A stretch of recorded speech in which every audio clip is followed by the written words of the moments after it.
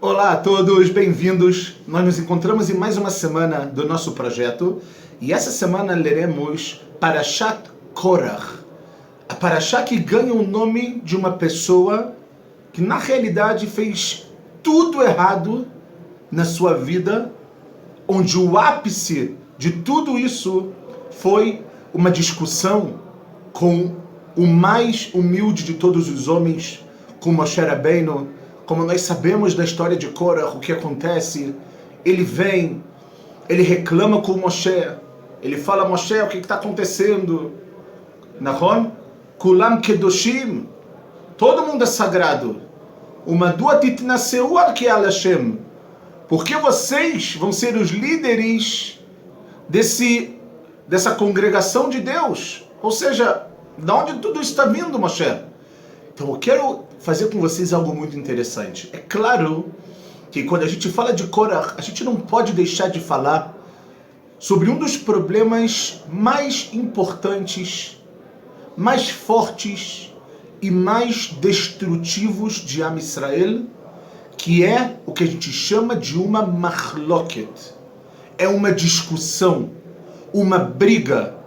E a gente aqui, o que vamos tentar fazer hoje, Bezrat Hashem, vai ser tentar trazer para a nossa vida kelim, instrumentos, ferramentas, para que a gente saiba não apenas como não entrar numa briga, mas também que a gente possa entender e saber como fazer uma discussão, mas que seja uma discussão construtiva. Que seja uma discussão, como fala o Pirkei Avot, a ética dos pais, uma discussão Leshem Shamayim, uma discussão que seja positiva, que seja em nome de Deus. Não uma discussão destrutiva, não uma discussão que a intenção é acabar com o outro, é mostrar que o outro está errado. E a gente vai ver como o judaísmo está lotado, de discussões, né? Se a gente pode falar do próprio estudo da Gemara, do estudo da Torá oral, que um rabino discute com o outro, a gente pode falar da diferença que existe de costumes e de leis, Ashkenazim, Sfaradim, Temanim, Hassidim, Litaim. A gente pode falar disso tudo. Mas tudo depende do Mekor. Tudo depende da base. Tudo depende de onde tudo veio. E eu gostaria de dedicar esse shiur, que a gente vai fazer junto, para a elevação da alma, para Leilui Nishmat de Esther Bat Sarah, Shetie Nishmata Tzrura B'Tzorah Chaim, e pela refuah shlema de Avraham Shmuel Ben Rosa, Betor Shear Cholei Israel, entre todos os enfermos de Am Israel. Que Bezrat Hashem possa voltar em breve para o seu convívio familiar. Então vamos lá, pessoal. O que a gente vai fazer aqui é um tipo de coaching. A gente vai agora tentar trazer para a nossa vida ferramentas para não entrar, não cair nesse problema, não entrar no problema de discussão. Vamos lá, vem comigo que a gente vai aprender coisas agora fenomenais. Tá pronto? Yala, vamos lá então, pessoal. Então a nossa parashá, ela vem e ela começa a contar de Korach. Até então, a gente vê que Korach, ele é logo de cara apresentado. Vem a nossa parashá e fala: Vaikach Korach, e pegou Korach, Ben Itzar, filho de Itzar, filho de Keat, filho de Levi. E aí continua falando sobre Datan, Aviram, filhos de Eliav, e o On Ben Pelet, filho do Reuven. Então Korach pegou. Logo o Rashi, ele pula da cadeira e ele faz a pergunta: por que é isso que Korach pegou? Fala o Rashi: Lakach et atzmo letzad echad, liot nechelak mitoch haedah, leorer al hakeuna. Ou seja, ele se colocou do outro lado para poder discutir com quem? Com a Edá, com a congregação. E vem o Rashi que fala que o Unkelus, quando traduz para o aramaico a Torá, Quando ele fala de Vaikar, fala Unkelus veitpaleg Korach. Pilug é, ele se dividiu. Ele resolveu dividir a Israel. Ele resolveu se colocar num lado. Veio ele, veio Datan e Aviram, e veio também o On Ben Pelet, que no final das contas foi salvo pela sua esposa. A gente não vai entrar agora nesse detalhe.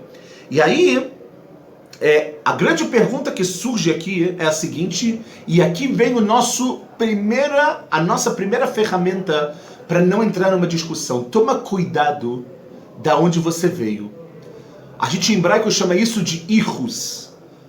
Toma cuidado qual é a sua árvore genealógica. Quem são seus pais? Quem são seus avós? Seus tataravós? Por quê?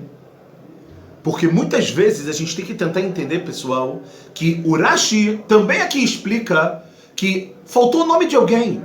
Fala que tinha Korah, que o pai dele era Itzar, que depois tinha Keá, depois tinha Levi. Só que a gente sabe que Levi era filho de quem? Do nosso patriarca Yaakov. Do nosso terceiro patriarca, que deu a origem para Israel, para as 70 almas que desceram no Egito. Então a gente se pergunta, e o Rashi logo fala, por que o nome de Yaakov não foi lembrado? Então fala, Velo Izkir ben Yaakov. Ele tirou que ele era filho de Yaakov. Então foi o Rashi, Shebikesh Yaakov rachamim al atzmo. Yaakov pede piedade sobre ele mesmo, Shelo izacher shemo al machlokotam. Ele pede para Kadosh Baruch Hu não lembrar ele. Onde tiver machloket, Hashem, por favor, onde tiver discussão, não lembra o meu nome. Me tira, não me lembra, eu não preciso ser lembrado nesses momentos. Eu quero ser lembrado com coisas boas, eu quero ser lembrado como uma marca positiva dentro desse povo. Não ao contrário. E qual é o grande problema que a gente tem aqui, pessoal? O grande problema é o seguinte, que Korach, os Mefarshim falam algo fortíssimo. Imu ayamagia ad Yaakov. Se Korach chegasse até Yaakov, a gente não está falando que o pai, o bisavô e o tataravô de Korach, que era Levi, eles eram pessoas ruins. Deus me livre. Mas se Korach tivesse se conectado até Yaakov, falam os Mefarshim, lo haya ose et ze. Ele não teria feito isso. Ele não teria entrado em discussão. Ele teria muitas vezes lembrado o que fez Yaakov. Quando Esav quer matar ele, o que ele faz? Ele podia ter entrado em discussão e falar, Esav, você vendeu a sua primogenitura para mim. Por que você está querendo me matar agora? O meu pai me deu Abraham porque eu sou o primogênito. Você vendeu a primogenitura por um prato de lentilha. E ali ia começar a Primeira Guerra Mundial. O que Yaakov faz? Ele escuta a voz da mãe dele e ele vai embora. Ele vai embora morar com Lavan, ele vai embora construir a família, casar com Leá, casar com Rachel, ter os seus filhos, casar com as concubinas dele também. Mas ele vai embora. Para não causar isso, fala os Mefarshim, Korach esqueceu de lembrar Yaakov, porque se ele lembrasse que ele era filho, que ele era descendente de Yaakov, o lo haya ose et ze. Ele esqueceu de onde ele veio.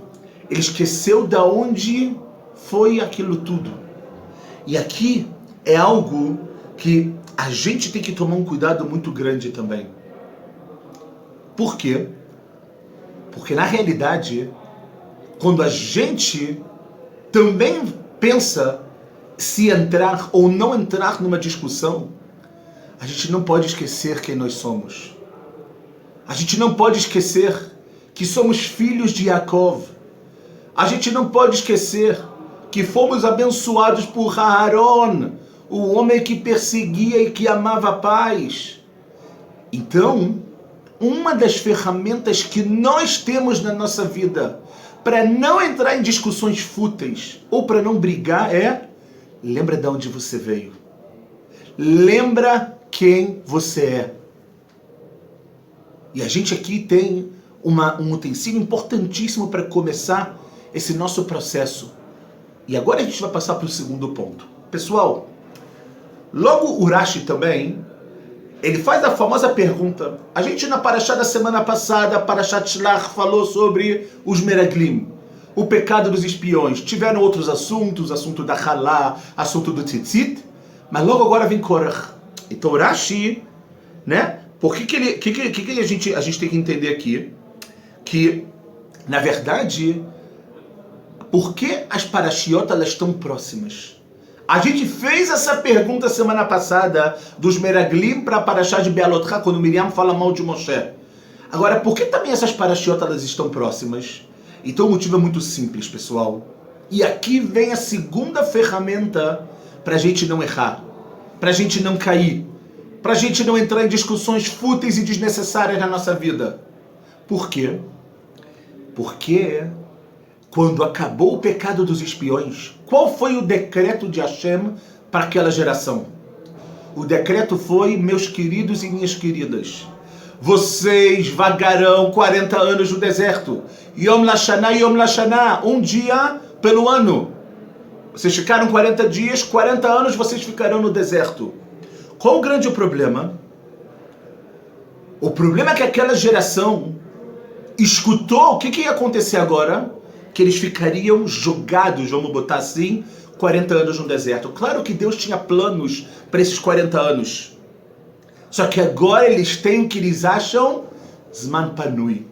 Eu tenho tempo livre para fazer o que eu quiser. Se a intenção era entrar na terra de Israel, tá muito longe agora, tem 40 anos ainda na frente.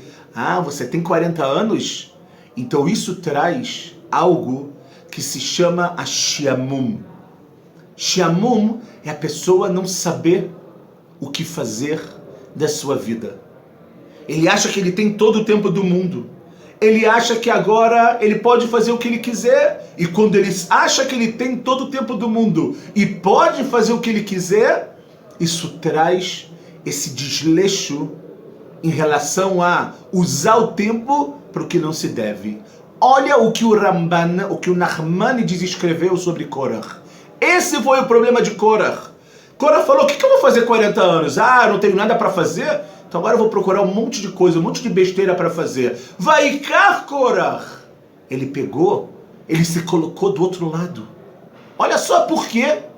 Porque ele tinha tempo que era utilizado para coisas negativas, para pensar em besteira. Para pensar em trazer para Moshe e falar, olha Moshe, uma roupa toda de tchelet, toda de azul celeste, precisa de tzitzit? Ou para pensar em perguntas, uma casa que ela tem um monte de livros de Torá, precisa de mezuzá? Korach, com isso você está preocupado. É essa a sua preocupação? A preocupação dele é porque ele tem tempo. E quando as pessoas às vezes têm tempo na vida, elas usam o tempo delas para coisas tão negativas, para coisas tão fúteis, para coisas tão erradas. Vem o Nachmanides e fala o seguinte, pessoal, olhem que sensacional. Ilu aya Adam mored al Moshe bazman acher. Se alguma pessoa tivesse se rebelado contra Moshe em outro tempo, antes do pecado dos espiões, ele está falando, ayu absol kimoto. O povo ia apedrejar ele e falar, o que você está falando assim com Moshe? Quem é você para falar assim com Moshe? Que ayu avimet Moshe, porque eles amavam Moshe, que nafsham, como a própria alma deles, veshomim elav, e escutavam ele.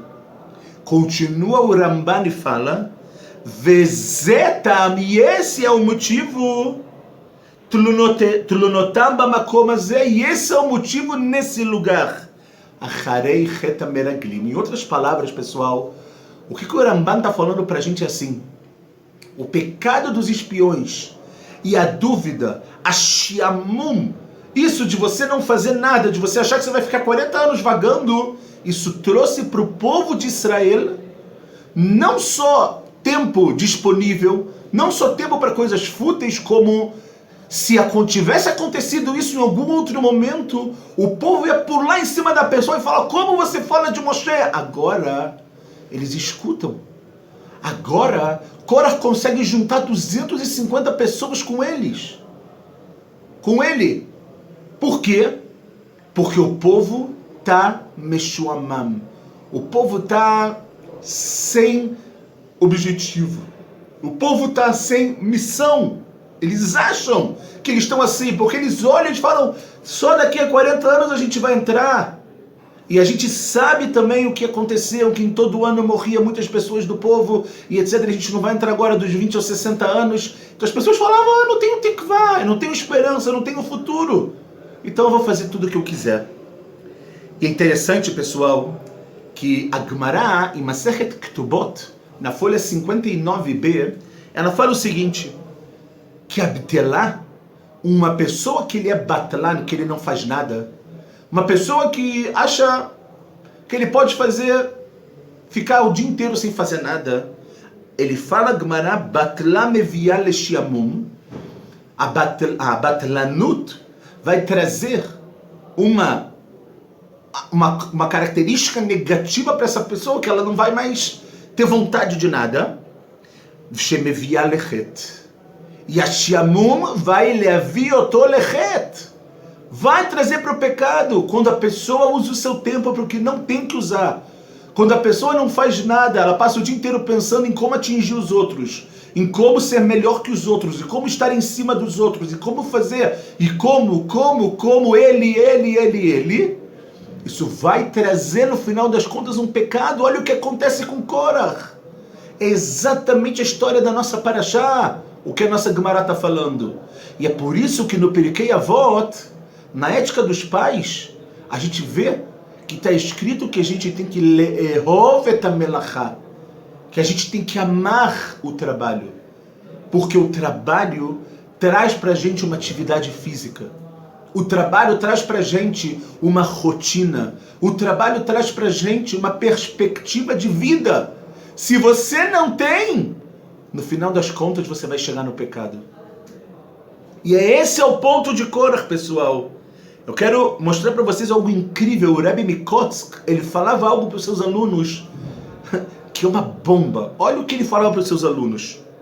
Ele falava, meus queridos, Ani rotze shelo techetu. Eu quero que vocês não pequem. Velo mipnei shelo tirtzu lachto. Não porque vocês não querem pecar, ela mipnei shelo yelachem zman lachto.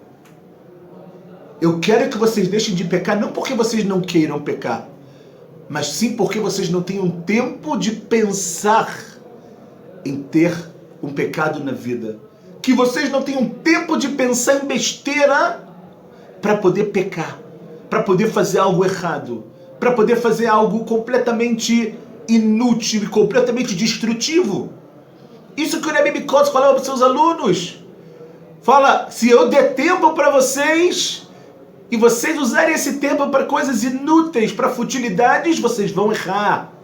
Toma cuidado então, pessoal. Essa é a segunda ferramenta que eu queria trazer com vocês. A gente viu que o Ramban trouxe baseado no pecado dos espiões. Vimos o que a Gemara fala sobre a Batlanut. E vimos também o que o Rebbe Mikotsk falava para os seus alunos. O terceiro ponto muito importante é a própria filosofia da pessoa. Quando eu falo própria filosofia da pessoa, é interessante aqui que Korach, ele, do nada, ele se levanta e ele não vira para Moshe e para Aaron e fala, Moshe e Aaron, eu quero um tafkid, eu quero um papel. Por quê? Porque ele se revolta que na realidade ele não ganhou nenhum tafkid. O nosso Rashi fala pra gente algo fortíssimo sobre isso. Ele explica o seguinte, pessoal, Mara Korach lachlok im Moshe. No final das contas, por que Korach sai para se rebelar contra Moshe? A gente viu o primeiro caso, que ele esqueceu de Yaakov. A gente viu o segundo motivo, que é a ideia da Shiamum, da Batlanut, disso de você não fazer nada que vai causar o pecado. Mas no final das contas, qual é a filosofia de Korach para isso? Vem o Rashi e fala, Nitkana al nesiuto shel Elitzafan ben Uziel. Ele teve inveja que Elitzafan ben Uziel ele foi escolhido. Quem era Elitzafan ben Uziel? Fala o Rashi o seguinte, Sheminau Moshe Nasi al bnei Keat al pi hadibur, que ele foi o chefe dos filhos de Keat, de acordo com a palavra de Hashem. Por quê? Por que ele ficou com inveja? Amar Korach, Achei Abba arba'ayu. Meu pai tinha 4 irmãos. Amram abechor natlu shnei banav gdulá. Amram, que era o primogênito, os 2 filhos dele tiveram um posto. Moshe, que era o líder, e Aharon, que era o Kohen Gadol. Echad melech vechad Kohen Gadol. Mira o ilitolet ashniya, ou seja, o próximo quem é? Lo ani shani ben Itzar. Itzar tinha Amram, que ele era o primogênito, e depois era Itzar. Itzar, o filho de Itzar era Korach. Então ele falou, depois que os 2 filhos de Amram, Moshe e Aharon ganharam um posto, deveria passar para o próximo. Quem é o próximo? É Itzar. E quem é o filho de Itzar? Eu. Só que no final das contas, isso não aconteceu. Ele deu para Elitzafan, que era filho de Uziel, que era o irmão mais novo de Amram, e do pai de Korach, que era Itzar. Então, o Korach agora ele tem que achar, pessoal, uma filosofia para reclamar. Ele podia ter virado para Aharon e para Moshe e falado, olha, tem algo que eu possa fazer? Será que a inveja pelos filhos de Keat era uma inveja que ele tinha verdadeira ou era uma inveja de kavod? É óbvio que era de kavod, de honra. Por quê? Porque qual era o slogan agora da vida de Korach? Ele chegava para Moshe e para Aharon e falava Kulam kedoshim ubetocham Hashem. Todo mundo é sagrado. E dentro de todo mundo, a Kadosh Baruch Hu, ele se encontra. Por que vocês são maiores? Esse é o slogan da vida de Korach. E por que ele faz isso? Para dar a impressão para as pessoas que estão escutando, falando, uau, é verdade. Eu também tenho que duchar, porque só Moshe e Aharon. Só que no fundo, a filosofia dele era mentirosa. A filosofia dele era baseada em uma mentira, a filosofia dele era baseada em kavod, a honra dele era baseada numa inveja que ele teve de algo que ele achava que deveria ter recebido, mas no final das contas ele não recebeu. E aqui, essa filosofia que a gente falou, ela já entra no 4º utensílio que a gente vai falar, que é a ideia da inveja. Não inveje o que o outro tem. Não inveje que o outro tem algo que você não tenha. Isso é algo muito, muito forte. Inclusive, a Kadosh Baruch Hu colocou dentro dos 10 mandamentos a ideia de cobiçar. Lo tachmod et beit reecha. Na verdade, você não pode cobiçar a casa do seu próximo, a esposa do próximo, o boi do seu próximo, o escravo do próximo. Por quê? Porque a pessoa que inveja, ela para de viver a vida dela para viver a vida dos outros. E o 5º ponto que eu queria tratar com vocês é propórcia. Tem que colocar na nossa vida as coisas nas devidas proporções, pessoal. Não pode ser que de uma inveja, Korah fez o que ele fez. Olha até onde ele chegou, a marloca dele por causa de honra, por causa de inveja. E ele não trouxe só destruição para ele. Vativla haaretz et pia. Vatiftach haaretz et pia, desculpa, a terra ela abriu, vativla otam, engoliu Korah e os 250.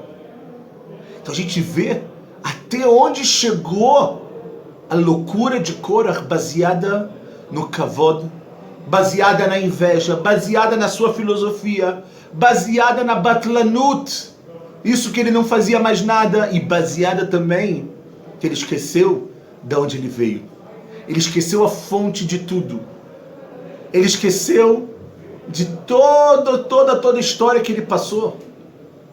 E eu acho, pessoal, que esses 5 pontos que a gente trouxe aqui são pontos que a gente tem que colocar na nossa vida para não entrar em uma discussão errada, para não entrar em algo negativo. Muito interessante que essa semana foi lembrado o 10º aniversário do falecimento do gigante Rav Mordechai Eliyahu Zatzal. Não preciso falar, Rav Mordechai, muitas pessoas conhecem ele, sabem um pouco da sua Torá, conhecem as milhares de histórias que aparecem sobre ele desde o dia do seu falecimento. E é muito interessante que uma das formas que a gente tem de aprender de algum tzadik, de alguma pessoa, de alguma personalidade, é aprender da Torá dele e aprender das atitudes dele. E algo muito forte, né, nessas 24 horas que tiveram muitas pessoas que lembraram, que falaram sobre a Torá dele. Eu, Baruch Hashem, tive o mérito de escutar algumas dos shiurim que tiveram nesse dia. E além, obviamente, do pessoal falar da genialidade dele, de como ele era uma pessoa sagrada e focada e etc., mas todo mundo falava que o Rav Mordechai Eliyahu, a característica dele era qual? Era trazer Achdut para Am Israel. Era trazer união para Am Israel. E era por isso que ele era amado em qualquer público que ele fosse. Ele era amado dentro dos Hassidim, dos Haredim, dos Litaim, dos Datim Leumim, dos Hilonim inclusive também. Por quê? Porque o Rav Mordechai, a ideia dele era Achdut. Não existia um momento que ele não pensasse em como unir Am Israel. Ele não diferenciava ninguém pela kippah que ele usava. Ele não diferenciava ninguém pela roupa que ele colocava, pelo cargo que ele ocupava. Todo mundo era importante para ele. Os netos contaram histórias magníficas sobre como ele dava atenção e como ele preparava, inclusive, almoço para os netos quando eles chegavam do Talmud Torá, da escola. Algo fenomenal.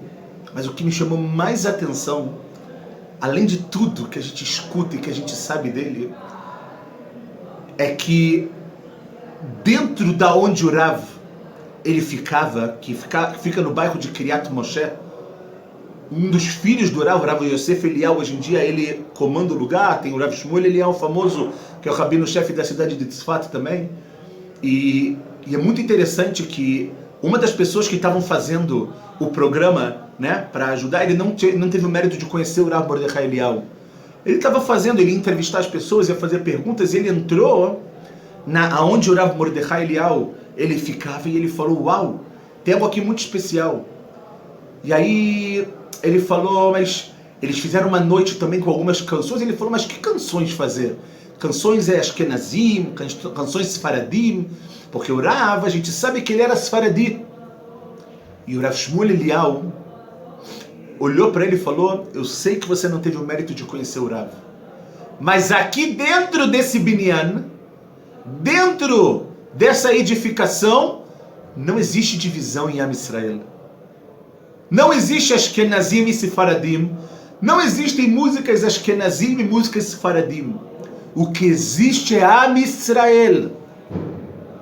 É um só. Nós somos um só. Isso é algo fenomenal que a gente vê. Uma das pessoas falou, inclusive, que quando Rav Mordechai Eliyahu ele ia na Me'arat HaMachpelah fazer slichot, né, nos dias que antecedem Rosh Hashanah e Yom Kippur, ele fazia questão de, dentro das slichot, que eram pelo costume Sfaradi, colocar canções Ashkenazim, para que os Ashkenazim que estivessem ali se sentissem em casa. Olha que gênio! Olha que pessoa que não está preocupada no que eu sou. Ele não estava preocupado que ele era Sfaradi, ele não tem problema nenhum com isso, porque ele aceita o próximo como ele é. Ele quer que o próximo esteja junto a ele. E para isso, eu repito a frase do Rav Shmuel: dentro do edifício não existe divisão em Am Israel. Não existe divisão, porque Am Israel é um só. A Kedushá de Am Israel, ela é uma só. E é muito interessante que isso vai, às vezes parece que vai de acordo com o que Korach falou, mas é diferente. Porque Korach falou Kulam Kedoshim, todos são sagrados. Mas quando na realidade, qual é a mitzvah que a gente tem, que até ganhou um nome de uma parashá? Kedoshim Tiyu. A Kadosh Baruch Hu, quando Moshe Rabbeinu manda nós sermos sagrados, ele não fala vocês são sagrados. Kedoshim Tiyu no futuro. Alcancem a santidade. Não são todos iguais. Am Israel tem a sua Kedushá, isso é óbvio. Mas cada um de nós tem que buscar a sua verdadeira santidade. O quão sagrado de verdade você é. Só que ninguém nasce com isso. As pessoas se constroem. As pessoas se modificam. As pessoas crescem para serem algo muito, mas muito maior. Eu vou só terminar com uma frase muito interessante que a gente fala de manhã, e também quando acabamos alguns tratados da Gemara, que nós falamos Amar Rabi Elazar, Amar Rabi Hanina. Falou Rabi Elazar em nome do Rabi Hanina. Talmidei Chachamim Marbim Shalom Baolam. Que os grandes sábios, os estudiosos, eles aumentam a paz no mundo. E a gente olha e fala, mas como assim? Uma pessoa que pega uma folha de Gemara para estudar, ela sabe que ali tem milhares de discussões. É uma discussão atrás da outra. A gente vê que um tenta fazer isso e o outro fala você está errado. Então como pode ser que eles aumentam a paz? Tinha que ser o contrário. Eles aumentam a marloquet no mundo. Então aqui é o ponto principal.